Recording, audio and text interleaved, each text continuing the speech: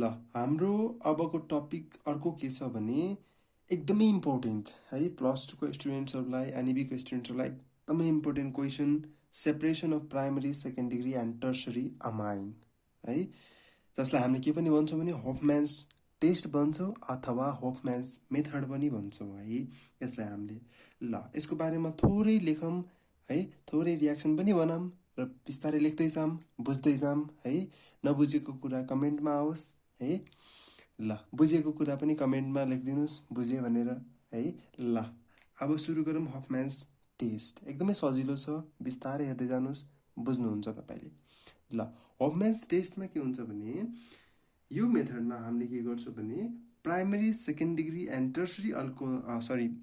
Tertiary अमाइनलाई हामीले diethyl अक्जालेटसँग रियाक्सन गराउँछौँ त्यही कुरा लेख्छु म primary secondary and tertiary amines केसँग रियाक्ट गर्छ रियाक्टेड with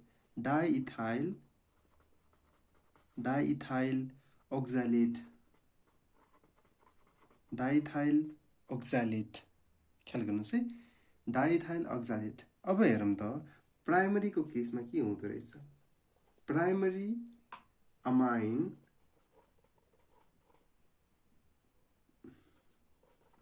रियाक्ट कोसँग गर्छ भने react with diethyl oxalate gives के दिन्छ gives solid dialkyl oxamide है solid dialkyl oxamide ख्याल गर्नुहोस् है यसमा सलिड बनिरहेछ त्यस्तै सेकेन्ड डिग्रीले के दिन्छ होला है सेकेन्ड डिग्रीले के दिन्छ भने सेकेन्डरी अमाइन रियाक्ट विथ सजिलो है एकदमै सजिलो तरिकाले बुझ्न कोसिस गर्नुहोस् डाइइथाइल अक्जालेट गिव्स के लिक्विड दिन्छ यसले लिक्विड अक्जामिक इस्टर बनाउँछ यसले हेर्नुहोस् त लिक्विड अक्जामिक इस्टर बनाउँछ यसले है त्यस्तै टर्सरीले के गर्छ होला tertiary amine react with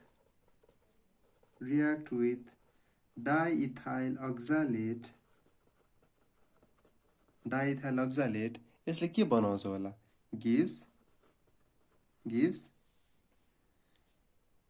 nothing किनभने यसमा रियाक्सनै हुँदैन देयर इज नो रियाक्सन है नो रियाक्सन अनरियाक्टेड है यसैले हामीले के गर्न सक्छौँ भने डु नट रियाक्ट यसलाई गिब्सलाई काटेर हामीले के गर्छौँ भने अक्जालेट डु नट रियाक्ट जुन चाहिँ सल्युसनमा के हुन्छ यत्तिकै हुन्छ जसलाई हामीले केबाट सेपरेट गर्छौँ एन्ड यसैलाई हामीले के गर्न सक्छौँ भने and can be separated by distillation है यसैलाई हामीले के गर्छौँ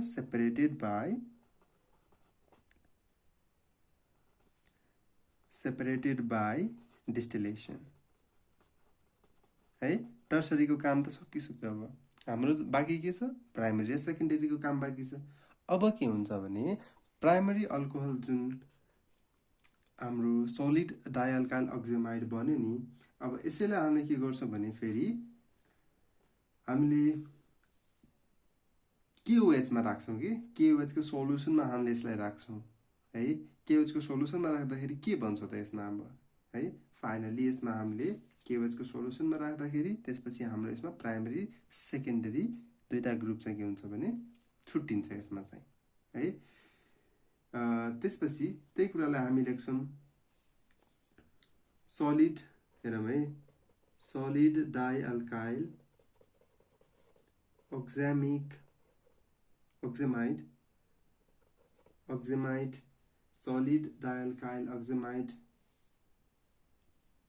solid dialkyl oxamide and liquid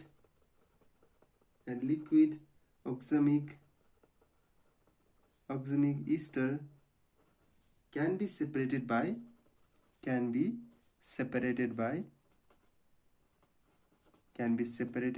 केबाट सेपरेट गर्न सकिन्छ डिस्टिलेसन प्रोसेसबाट sorry can be separated by filtration किन डिस्टिलेसन गर्नु पर्यो हामीले फिल्ट्रेसनबाट किनभने एउटा सलिड छ एउटा लिक्विड छ चिनी र पानी छ भने चिनी भनेको त अब त्यसमा स्याचुरेटेड सल्युसन अफ सुगर छ भने त्यसमा के हुन्छ सुपर स्याचुरेटेड छ भने त्यसमा त सलिड कम्पोनेन्ट्स त हुन्छ नि हैन एउटा सलिड छ एउटा लिक्विड छ भने अभियसली त्यसलाई हामीले फिल्ट्रेसनबाट सेपरेट गर्न सक्छौं है त्यस्तै अब के छ भने अर्को solid डाइअल्काइल oxamide on boiling with KOH potassium hydroxide regenerates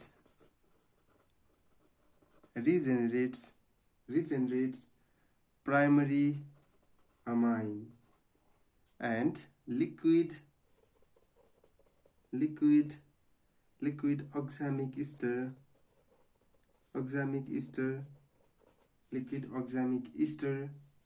on boiling with कोसँग KOH regenerates second degree amine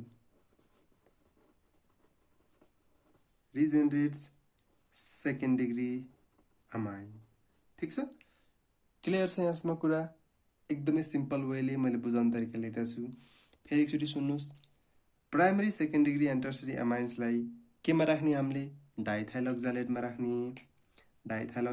राख्ने प्राइमरीलाई डाइथाइल अक्जालेटमा राख्दा सलिड डाइअल्काइल अक्जामाइड बनाउँछ सेकेन्ड डिग्रीलाई यदि डाइथाइल अक्जालेटमा राख्यो भने लिक्विड अक्जामिक एस्टर बनाउँछ टर्सरीलाई हामीले यसमा राख्यौं भने यसमा के भन्ने रियाक्सन हुँदैन जसलाई हामीले सिधै सेपरेट गरिदिन्छौं डिस्टिलेसन प्रोसेसबाट सेपरेट गरिदिन्छौं हैन सलिड डाइअल्काइल अक्जामाइड एन्ड लिक्विडलाई हामीले केबाट सेपरेट गर्न सक्छौं भने फिल्ट्रेसनबाट सेपरेट गर्न सक्छौं हैन त्यसबाट फेरि त्यस्तै सलिड डाइअल्काइल अक्जामाइडलाई हामीले KOH मा राख्यो भने केमा हुन्छ प्राइमरी अमाइन फेरि आउँछ हैन लिक्विडलाई हामीले फेरि राख्यो भने KOH मा यसबाट के आउँछ सेकेन्ड डिग्री आउँछ ल अब यसको रियाक्सन हेर्दै है एकदम सजिलो छ है C double bond O OC2H5 बुझ्नुस् है केही पनि गाह्रो छैन यो जुन स्ट्रक्चर छ नि यही स्ट्रक्चरलाई फेरि रिपिट गरिदिनुस् जोडेर COC2H5 डबल बोन्ड अक्सिजन ठीक छ यहाँसम्म ठीक छ है यसैलाई हामीले के भन्छौं डाइथाइल अक्जालेट भन्छौं हामीले यसलाई ओके यसमा हामीले के गर्छौं भने प्राइमरी अमाइनलाई राख्छौं NRHH है यो हाम्रो प्राइमरी अमाइन कति अमाउन्टमा राख्ने भने दुईटा अमाउन्टमा राख्ने है R त्यसपछि हाम्रो छ H हेर्नुस् है अब यसबाट हाम्रो के निस्किन सक्छ भने C2H5OH इथेनोललाई निकाल्दियौं न के जान्छ हाम्रो हेर्नुस् त ल यसबाट हामीले यो निकाल्दियौ भने के बाँकी बच्छ त हेर्नुस् है यहाँबाट सुरु गर्नुस् C डबल बोन्ड O जोडिन के आउँछ हाम्रो यो पार्ट खाली छ यो पार्ट खाली छ यो पार्ट निस्किसक्यो जोडिन के आयो हेर्नुस् जिप यो बक्सको बाहिरको जुन पार्ट छ के बाँकी छ N बाँकी छ योसँग R बाँकी छ योसँग H बाँकी छ योसँग N बाँकी छ योसँग R बाँकी छ योसँग H बाँकी छ यो ग्रुपलाई हामीले के भन्छौं भने सलिड डाइअल्काइल अक्जामाइड भन्छौं यसलाई हामीले ठीक छ यो सँगसँगै के निस्किन्छ भने 2 मोलिक्युल्स अफ C2H5OH निस्किन्छ यसमा ठीक छ क्लियर हुनुहुन्छ यहाँसम्म ल त्यस्तै अब यसैलाई हामीले के गर्छौं भने यो जुन सलिड स्ट्रक्चर छ नि यो सलिडलाई हामीले फेरि एकचोटी यता रिपिट गरेर लेख्दिन्छु म है हेर्नुस् त ल एकचोटी पढ्नुस् यसमा के गरौँ भने पहिला सेकेन्ड डिग्रीलाई बनाऊँ है केओएचलाई एकछिनपछि रियाक्सन गरौँला हामीले है। फेरि मैले के गरेँ भने C double bond O C double bond O OC2H5 OC2H5 ठिक छ। अब यसमा हामीले के गर्यो भने सेकेन्ड डिग्री अल्कोहललाई राख्यौँ, सेकेन्ड डिग्री अमाइनलाई राख्यौँ, सरी एकदमै यसमा हामीले एउटा मात्र सेकेन्ड डिग्री अमाइन लेख्छौँ। हेर्नुहोस् त यसलाई मैले के गरेँ भने योसँग यसलाई हटाइदिएँ मैले है, माथि जस्तै हटाइदिएँ मैले। माथि जस्तै हटाइदिँदाखेरि के बन्छ यसमा हेर्नुहोस् त सी डबल बोन्ड ओ ठिक छ, जे छ त्यही लेखेँ मैले। योसँग यो त निस्किया छैन नि त हाम्रो, कि निस्किया छैन नि त हाम्रो हैन। त्यसैले यसमा जोडिन आउने पार्ट भनेको कुन हो, यो पार्ट खाली भयो, नाइट्रोजन आर आर यो पार्ट जोडिन आयो। यसलाई हामीले के भन्छौँ लिक्विड अक्जामिक इस्टर भन्छौँ हामीले यसलाई, लिक्विड अक्जामिक इस्टर भन्छौँ हामीले यसलाई। ठिक छ, यहाँसम्म क्लियर हुनुहुन्छ है। त्यसपछि अब जाम हामी टर्सरीको लागि है। टर्सरी अमाइनलाई यदि हामीले डाइथाइल अक्जालेटमा राख्यो भने के भन्छ होला हेर्नुहोस् त, same structure C double bond O OC2H5 C double bond O OC2H5 plus RNR। यसमा के हुन्छ हाम्रो नो रियाक्सन है, नो रियाक्सन। ओके, यति भयो। यो पछि हाम्रो टर्सरीको पार्ट सकिन्छ, टर्सरी अमाइन है, जसलाई हामीले केबाट सेपरेट गर्छौँ फ्र्याक्सनल डिस्टिलेसनबाट हामीले के गर्न सक्छौँ भने सेपरेट गर्न सक्छौँ यसलाई है। ल यसलाई हामीले के भन्छौँ डाइथाइल अक्जालेट भन्छौँ हामीले यसलाई। ठिक छ, अब जाम त सेकेन्ड डिग्रीबाट सलिडबाट जाम हामी। जस्तै हाम्रो अगाडिको स्ट्रक्चर के थियो भने C double bond O NHR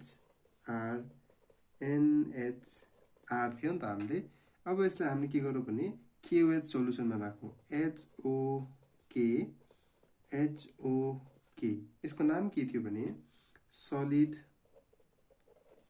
यसको नाम के थियो सलिड डाइअल्काइल अक्जेमाइड, सलिड डाइअल्काइल अक्जेमाइड।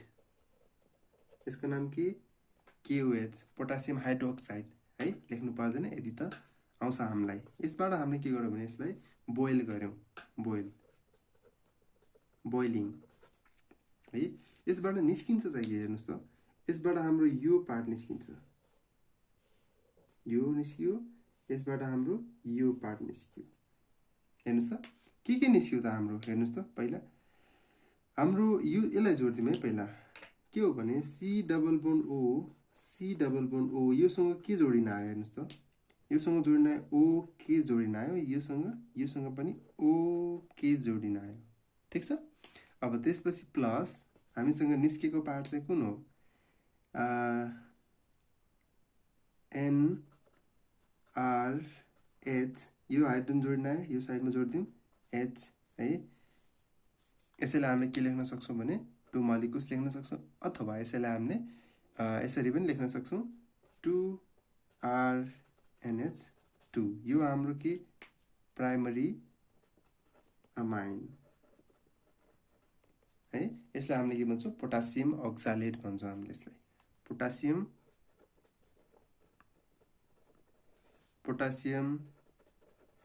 अक्जालेट भन्छौँ हामीले यसलाई।